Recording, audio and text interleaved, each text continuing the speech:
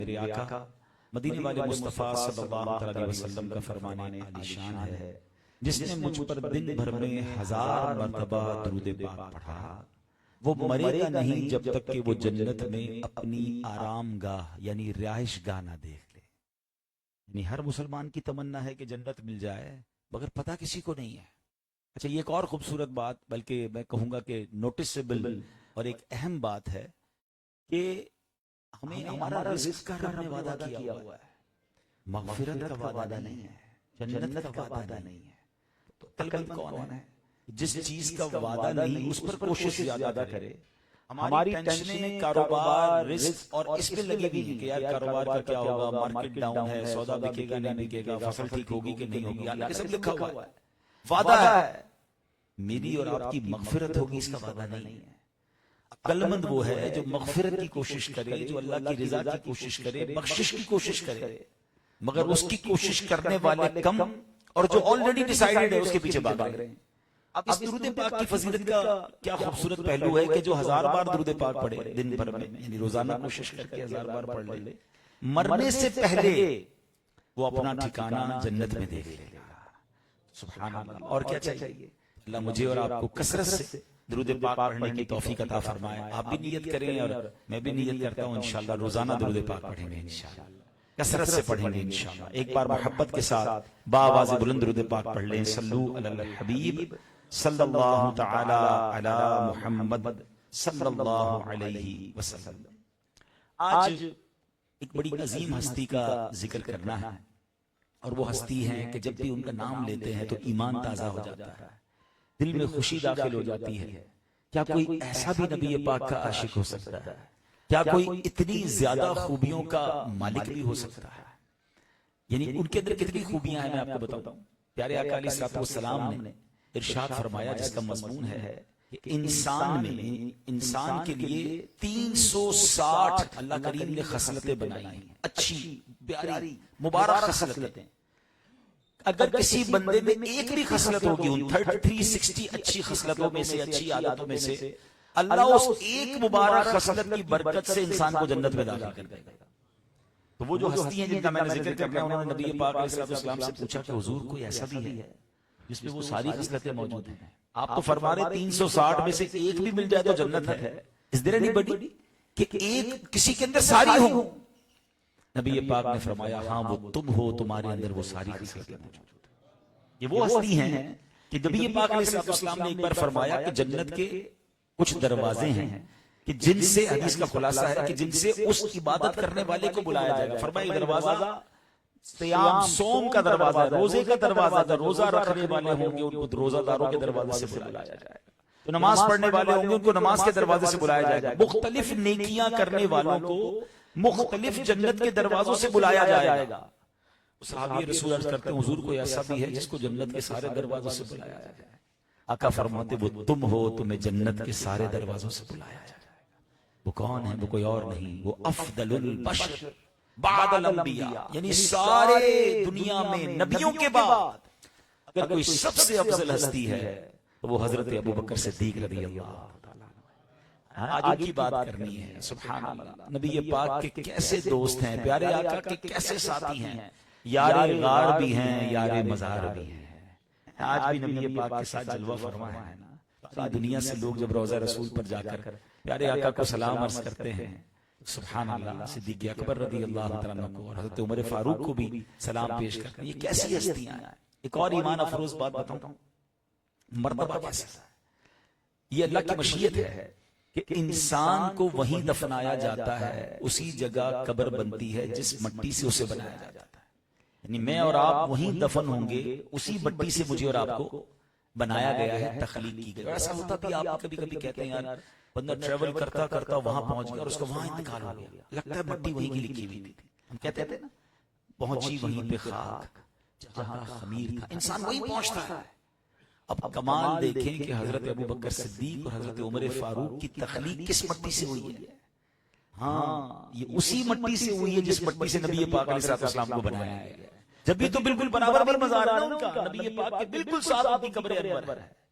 محبتوں کا صلہ ایسے کون دیتا ہے، محبتوں کا صلہ ایسے کون دیتا ہے سنہری جالیوں میں یار مزار آپ سے ہے۔ نبی پاک کی برکت سے حضرت عمر فاروق، حضرت ابوبکر صدیق وہاں پر موجود ہیں۔ سیدنا ابوبکر صدیق کی اس قدر پیاری عادتیں ہیں، اس قدر میں ظاہر ہے کہ مختصر سے بیان میں بہت ساری عادتیں تو بیان نہیں کر سکوں گا، مگر کچھ باتیں عرض کرتا ہوں۔ حضرت عمر فاروق رضی اللہ عنہ ایسے کیسے لوگ تھے کہ نیکیوں کا ان کا کمپٹیشن چلتا تھا، نیکیوں کا مقابلہ چلتا تھا۔ آج ہمارا حال یہ ہے کہ ہمارا مال کا مقابلہ چلتا ہے، ہمارا گاڑیوں کا مقابلہ چلتا ہے، موبائل فون کا مقابلہ چلتا ہے، زمینوں کا مقابلہ چلتا ہے۔ اچھا اتنے ایکڑ لے لی میں اور زیادہ ڈالوں گا، شادیوں کا مقابلہ چلتا ہے، ویسی شادی کی میں اس سے اچھی شادی کروں گا۔ نہ جانے کس چکر میں پڑ گیا۔ صحابہ کرام کا مقابلہ تھا، مگر وہ مقابلہ نیکیوں کا تھا۔ حضرت عمر فاروق رضی اللہ عنہ کیا کرتے تھے؟ آپ نے ایک نابینا بڑھیا کی خدمت کی ذمہ داری لی تھی۔ اچھا کمال دیکھیں کہ نابینا ہے، اس عورت کو پتہ نہیں میرے گھر کا کام کون کرتا ہے، اور انہوں نے بتانا بھی نہیں تھا۔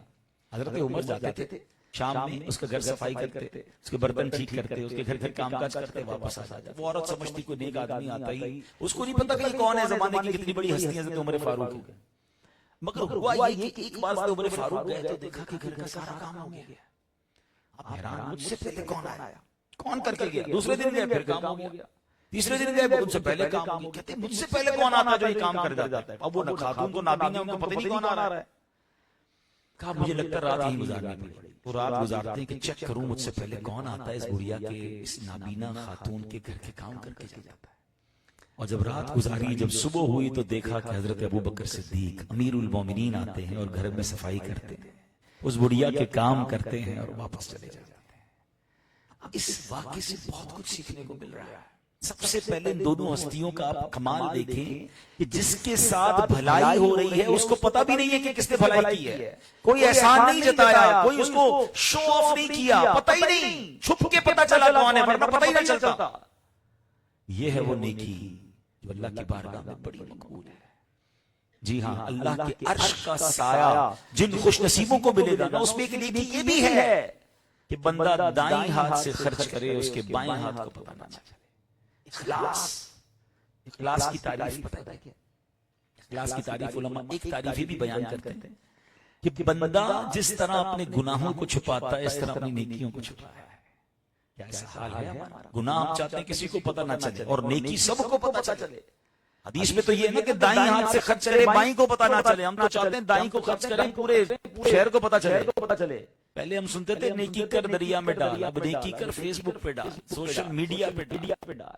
سوچیں کیسی ہستیاں تھیں کہ نیکی کیے جا رہے ہیں۔ اور کئی اسلاف کے بارے میں ایسا آتا ہے کہ بعض اوقات غریبوں کو ہر مہینے ان کے دروازے پر راشن ملتا تھا، اناج ملتا تھا، مدد ملتی تھی، ان کو یہ پتہ نہیں چلتا تھا کس نے کیا ہے۔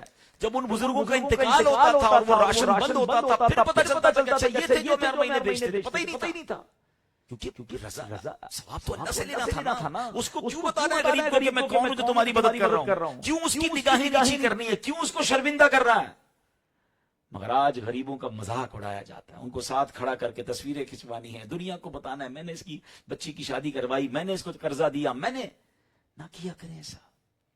قرآن کہتا ہے یا ایھا الذین آمنوا لا تبطلوا صدقاتکم بالمن والاذی، اے ایمان والو اپنے صدقے باطل نہ کرو۔ اب ہے کتنی عجیب بات کہ صدقہ بھی دے رہا ہوں، ہے رسید بھی مل گئی، ریسیو بھی ہو گیا، مگر ختم، زیرو، باطل۔ کیسے؟ قرآن کہتا ہے احسان جتا کر، تکلیف پہنچا کر اپنے صدقے باطل نہ کرو۔ اور آج بار بار غریب کو یاد دلایا جاتا ہے، ہاں بھائی یاد ہے نا نوکری میں نے دلائی تھی، بھول تو نہیں گیا، سائیکل پہ آیا تھا، آج گاڑی والا ہو گیا، میں نے کاروبار پہ لگایا تھا، نوکری میں نے دی تھی۔ کیوں کرتے ہیں؟ اگر کبھی کسی کی مدد کر دی تو اللہ کے لیے کی تھی، اس پر احسان جتانے کے لیے تو نہیں کی تھی۔ آپ یقین کریں یہ تکلیف پہنچانا ہے، یہ ذلیل کرنا ہے، یہ ثواب تو گیا، الٹا گناہ مل رہا ہے۔ ہو سکتا ہے اس کے دل سے ہائے نکل جائے کہ یا اللہ مدد ایک بار کی، جتاتا 100 بار ہے۔ لیکن یہ کیسے لوگ تھے کہ عمل بھی کر رہے ہیں اور بتانا بھی نہیں۔ اور دوسری بات کہ کسی دکھیارے کی مدد کرنا، کسی پریشان حال کی مدد کرنا، یہ بڑی نیکی ہے میرے پیارے اسلامی بھائی۔ ہاں یہ زندگی میں کچھ ایسے گھر، کچھ ایسے خاندان، کچھ ایسی فیملیز، کچھ ایسے تکلیف والے لوگوں کو پکڑ لیں آپ بھی، اور اس پہ بالخصوص اگر کوئی سید سادات مل جائیں تو سبحان اللہ، علیہ رسول کی خدمت کی تو شان ہی اور ہے۔ ہم اگر نبی پاک کی آل کی خدمت کر لیں، سید سائمان کی خدمت کر لیں، ہمارے وارے نہیں آئے، بلکہ میں سمجھتا ہوں ہمارے پیسوں کا نصیب جاگے گا جب کسی آل رسول کے کام آ جائے۔ ہمارے قبلہ شیخ طریقت امیر اہل سنت مولانا محمد الیاس ستار قادری صاحب پوری دنیا دعوت اسلامی کے ذمہ داران اور مدنی چینل پر بیٹھ کر کروڑوں لوگوں کو سمجھاتے ہیں کہ اپنی آمدنی کا کوئی کچھ حصہ آل رسول کے لیے وقف کر دیں، کوئی 1%، 2%، اللہ توفیق دے 5%، 10%، تاکہ سید صاحبان کو زکوٰۃ پہ لگتی نہیں ہے، وہ کہاں جائے غریب لوگ؟ اور زکوٰۃ اس لیے نہیں لگتی کہ زکوٰۃ مال کا میل ہے، کیا میں آل رسول کو اپنے مال کا میل پیش کروں؟ صاف ستھرا پاکیزہ مال، خدمت کریں ان کی، اور پھر دیکھیں کیسی اللہ رسول کی طرف سے برکتیں آتی ہیں۔ آپ مجھے بتائیں، آپ کا کوئی دوست ہو اور جب بھی آپ کے گھر پہ آئے آپ کے بچوں کے لیے تحفہ لے کر آئے، جب بھی آپ سے ملے آپ کو بچوں کی بات کرے، آپ کے بچوں کی خیر چاہے، آپ کے بچوں کا بھلا چاہے، کیسا لگے گا آپ کو؟ یار میرے بچوں کا اتنا پیار کر رہا ہے۔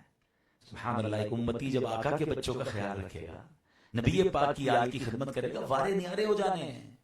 تیری نسل پاک میں ہے بچہ بچہ نور کا، تو ہے عین نور تیرا سب گھرانہ